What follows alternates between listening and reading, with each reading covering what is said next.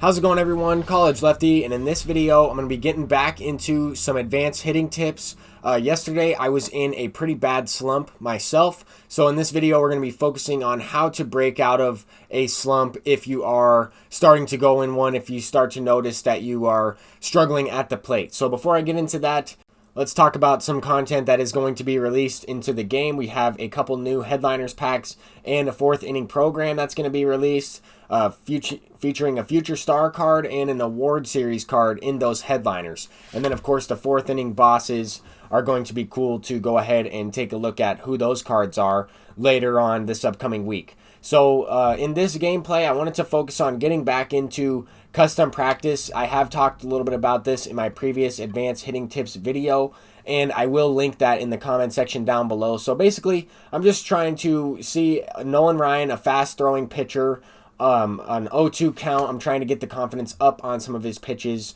so that way I'm also battling at the plate. Each time I miss, then I'm going to strike out. Each time I swing and hit the ball, then I'm not going to lower the confidence as much, because I should be able to raise it back up with the 0-2 count. So anyway, focusing on just reading pitches, tracking pitches. I chose Ship It Field in the middle of the daytime in June, or I chose night at June. So we do have some shadows out there, so that's kind of going to mess me up in terms of picking up the ball, but that's good. That's good for practicing. All these things are going to make it a little bit more difficult on me, so that way when I get into this brand new event that was released, we'll go ahead and see if we can hit a little bit better. So that's exactly what we're doing. As you can see, we're playing at night now. We are in this all-star / switch hitting event. So these are 6-inning games with the quick counts on to kind of speed up the process of the game.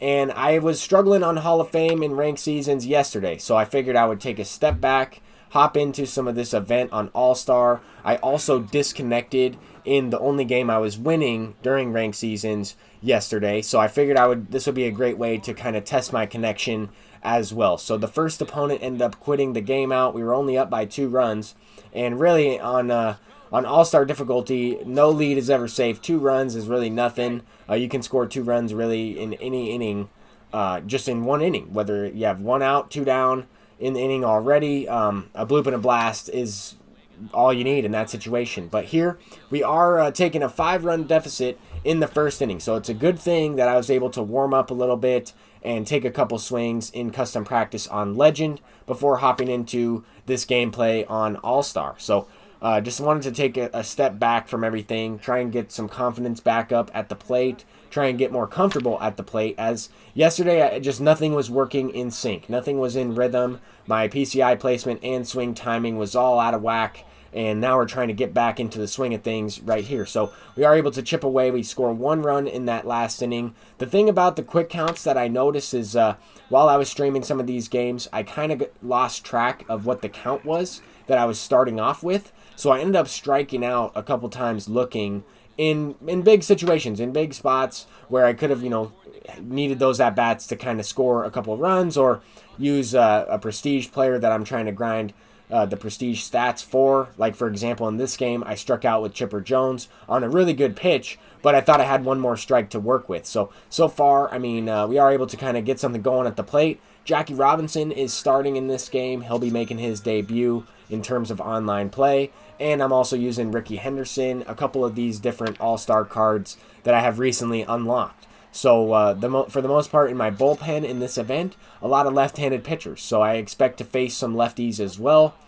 Trying to play those matchups with switch hitters, trying to stay consistent at the plate, use all of the hitting tips that I've been coming up with the entirety of the year to my advantage. So here we take a 1-run lead. I did have a couple of chances to kind of break the game open in this one, but this opponent is a good player. He's a Twitch streamer as well, had like a 75-25 record, so wins 3 games to every loss in ranked seasons, and you're normally, whenever you see somebody with that type of record, they are going to put up a lot of runs, especially on all-star difficulty. So in these 6-inning games, hopefully we can go kind of back and forth, home run for home run in this situation, end up tying the ball game up at 7, and also had a couple other chances to take the lead. Once again, we'll move forward in the top of the 6th inning, facing Vidal Brujan, and he goes deep with a solo shot. So unfortunate that the opponent puts the pressure on me. in the top of the second, down to his last out before we would have a chance to walk the game off. And Brujan is up at the plate for me, squared that one up with good. But I kind of maybe got it off the end of the bat, didn't necessarily get the barrel of the bat out in front like I did earlier in the game and hit one out with them. So anyway, we're down to our last out. Tony Gwynn's ripping this one into the gap. That's the all-star version of Tony Gwynn. Also, have never tried that card out, but last year's game, Tony Gwynn was amazing, and the Signature Series card was pretty much end game from the very beginning of the game cycle. So anyway, in this situation, Jackie Robinson comes up clutch with a base knock to tie up the game. We have bases loaded, Chipper Jones up, perfect guy up at the plate to get these RBIs in with 2 down, and I squared that one up, just did not pull the ball enough, and probably swung a little bit too late. Even though the timing said good, I felt like I was a little bit late on it. If I pull that pitch into the right center field gap or hit it with that type of launch angle, then it could have been a no-doubt grand slam to win the game. Anyway, we give up what's back-to-back home runs. We have a chance to rob this one with Vidal Brujan, but Willie McCovey goes deep, followed up by Ricky Henderson, robbed out there by Brujan, and that was in the perfect location for that robbery to take place. Now we're in the bottom half of our inning. This is a 6-inning game that we are now into extra innings in, with another opportunity to walk it off. Shane Victorino as a defensive replacement / pinch runner to try to win the game earlier does not come up with the clutch base hit to win it. In the top of the 8th, he's going deep once again. Back and forth game. Good thing I was the home team in this one, as this game was certainly a lot of fun to be a part of and to participate in, giving up all these runs, hitting a bunch of home runs. Yesterday we didn't really have too many home runs hit. I didn't hit any home runs during the stream at all until afterward when I played that game in ranked seasons that I disconnected in.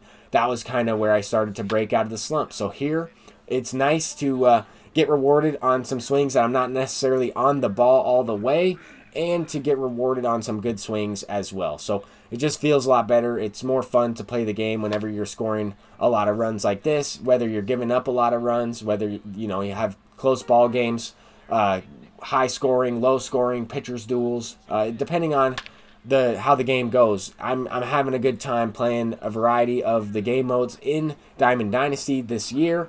Here, Jason Giambi hit a absolute moonshot, 114 off the bat. I had to replay that one. I had to replay it and take a look at how far that last one went. I think it went 484 off the bat. But here we go.